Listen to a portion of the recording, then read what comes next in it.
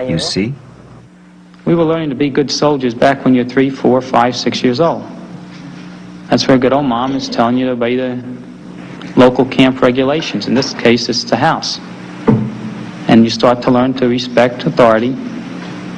And so finally, lo and behold, at 20, 22 years old, you find yourself in service, and you maybe take that last and final step where you become quite regimented in a military form of discipline. Like I say, that stuff isn't worth the paper it's written on if the basis isn't there. You need that cornerstone that goes back when you're a kid, and who's teaching it to you? The good old moms, women like yourselves. It's terrifying, it's true, when you're facing a torture session with a bunch of gooks, it's going to be pretty darn miserable, and there's no doubt about it. You're scared, you're really petrified. But at the other side, you have a bunch of women back there that know that they're telling you better do something, you know, and that's the wrath of God. What you don't want is 100 women climbing down your back. So you figure maybe the gooks aren't so bad. So you press on.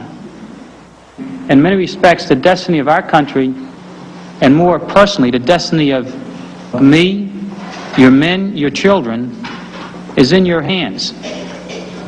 If you are proud of the POWs and personally of me, then you should be proud of yourselves, because I was what you made me to be. As for my own view, I thought through as best I could the meaning of Southeast Asia, the United States in the 1950s, looking backward and looking forward in terms of what I know about the dynamics of societies and so on. And on balance, it is an on-balance judgment. I came to the judgment that it's a vital interest of the United States. I've never had any reason to change that judgment. And therefore, I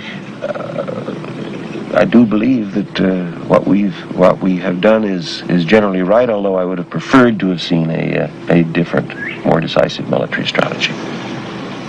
Certainly, to me, the day that you can say that a sacrifice such as that is not worthwhile is the day that you've destroyed all your real values of what is worthwhile and what isn't. And there's no question in my mind that he and everybody else that did what he did, there is no sacrifice that was in vain. Absolutely none. That down the line, that's the price that you pay for freedom, and that's the price that you pay for the kind of stature that we have, and it's the kind of risk you take to preserve the ideals that we have. He had just a tremendous sense of humor and just an amazing instinctive sense of what was important and what wasn't. I remember when I was getting ready for our oldest daughter's wedding, and I was upset because something or other wasn't going well, and he called up from Pensacola and he said, "How are things going?" And I said, "Fine, Bing, but such and such has happened." He said, "Oh, Mom, don't sweat the small stuff." And, you know, it just